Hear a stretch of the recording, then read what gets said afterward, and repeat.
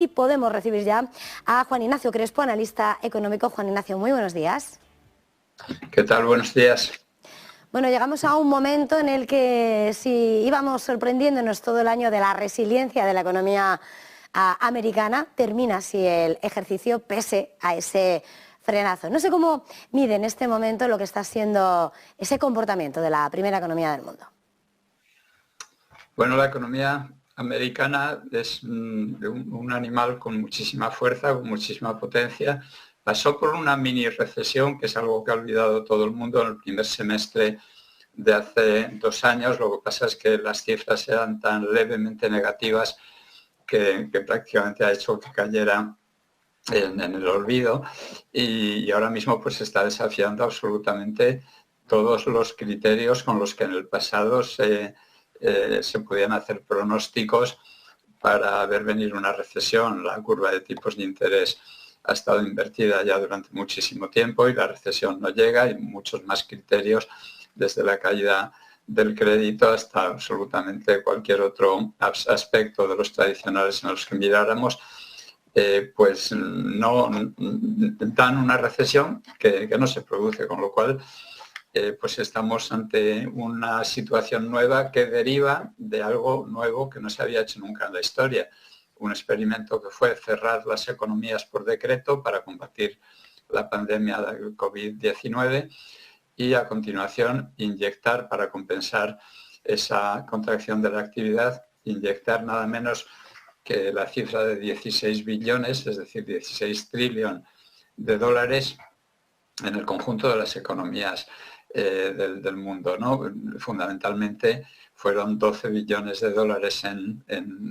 ampliación del balance de los bancos centrales y 4 billones en avales que proporcionaron los estados a las empresas. Eso, según cifras del Fondo Monetario Internacional, ocurrió solo en 18 meses. Y por mucho que la Reserva Federal por una parte y el Banco Central Europeo por otra han retirado liquidez desde hace un año, pues esa retirada de liquidez no deja de ser en Estados Unidos 800.000 millones de dólares y en Europa algo más de 1 billón de euros.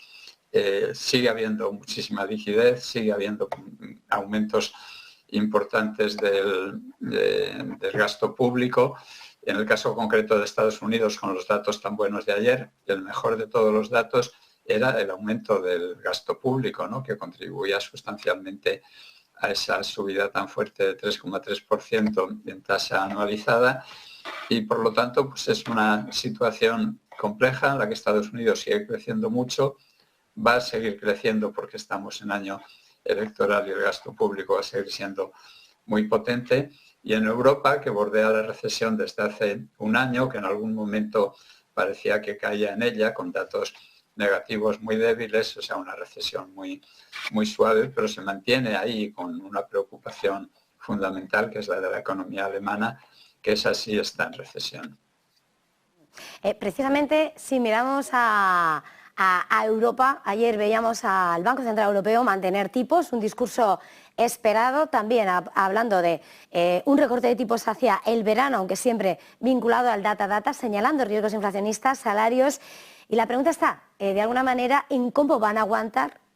sobre todo si se retrasa más el recorte de tipos, la economía alemana, que tanto necesita Europa, o Francia, y qué impacto puede tener si realmente todavía caen más esas economías.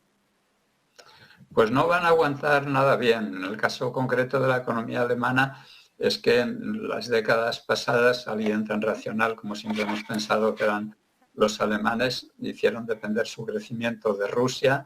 y de China, y los dos factores le están fallando. En el caso de Rusia lo hemos visto desde hace 2 años,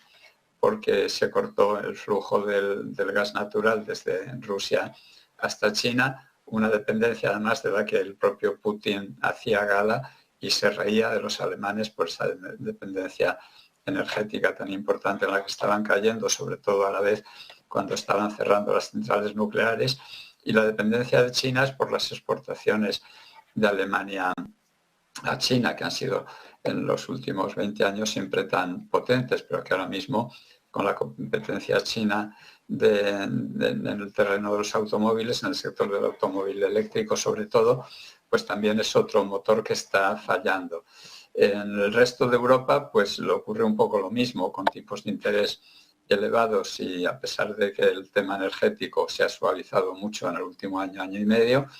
pues siempre con problemas del mismo tipo, y los tipos de interés elevados desde luego no hacen nada por mejorar esa situación, pero a la vez con un sector público que con elecciones europeas este año pues va a seguir gastando mucho, por mucho que en Bruselas se empeñen en decir que vuelve el rigor fiscal. No hay quien se lo crea, y estamos pues con un freno y un acelerador. El acelerador, el gasto público, y el freno, esa situación que tiene la economía alemana y los tipos de interés. Juan Ignacio, antes de terminar, ha introducido, ¿no?, la importancia de China en la economía europea, en realidad en la economía global. Hoy ha habido advertencias de China sobre los riesgos de un comercio exterior para este año por proteccionismo, por conflictos geopolíticos, con la mirada puesta posiblemente también en una vuelta a Donald Trump, donde parecen crecer las apuestas si finalmente logra ir a las presidenciales. Y en medio de esos datos de China, que vemos cómo sigue inmerso en tratar de apuntalar el mercado de valores, hundido su sistema inmobiliario, no sé cómo mide ahora mismo China y esos mensajes y repercusión para la economía mundial. China tiene el mismo tipo de problemas que tuvimos en España en la crisis inmobiliaria, que tuvo Japón a partir del año 1990, y es una burbuja inmobiliaria que se ha deshinchado, unas empresas inmobiliarias en quiebra y una repercusión sobre su sistema financiero pues tremenda, como ocurrió en España sobre las antiguas cajas de ahorros, aunque se hubieran convertido en bancos, y como le sucedió a Japón con su banco, con sus bancos, su sistema bancario, que quedó completamente minado por el estallido de su burbuja inmobiliaria en 1990. Hace pocos días en la newsletter yo establecía el paralelismo entre el comportamiento de la bolsa china desde 2015, que es el año en que tuvo un máximo histórico, hasta la actualidad, y es muy paralelo, muy parecido al que tuvo la bolsa japonesa a partir del 1 de enero de 1990. China tiene problemas importantísimos que resolver, no los va a resolver si no cambia su modelo de crecimiento económico, y un poco le va a pasar lo que le pasó a Japón, que esa crisis se va a prolongar durante años. Su impacto sobre la economía mundial, por tanto, es importante, y bueno, y la desglobalización pues va a continuar. Lo único bueno para los mercados financieros occidentales de la crisis que está habiendo en China es que el Banco Central chino está inyectando liquidez, y esa liquidez, junto con la que inyecta el Banco de Japón, permite que de conjunto la liquidez en lo que va de año esté creciendo un 3% respecto al mismo periodo del año pasado, y eso favorece el comportamiento de las bolsas en Occidente, que es algo que normalmente los seguidores de este programa pues se fijan en ello. Antes de terminar, le voy a pedir ahora si le parece una mirada a la economía española, porque acabamos de conocer el dato de la encuesta de población activa. Vamos a dar una breve pincelada de lo que dice el dato, porque el paro ha bajado en 193.400 personas en 2023, supone un 6,4% menos que en 2022, mientras el empleo ha crecido en 783.000 puestos, es un 3,8%, y cierra el ejercicio con 21 millones de ocupados y por debajo de los 3 millones de parados. Son datos que, mirando con respecto a 2022, año en el que el desempleo bajó en casi 80.000 desempleados y la ocupación aumentó en 278.000 personas, pero son peores registros que los de 2021, cuando estábamos de vuelta de la pandemia, que eran 840.700 empleos y se redujo el paro en más de 600.000 personas. Con todo,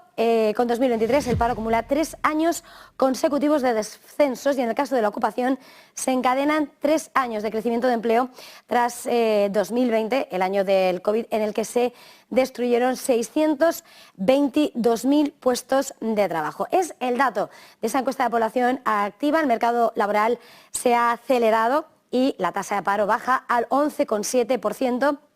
a bote pronto y sobre todo por los últimos datos que vamos conociendo, Juan Ignacio, ¿cómo ve ahora mismo la economía española?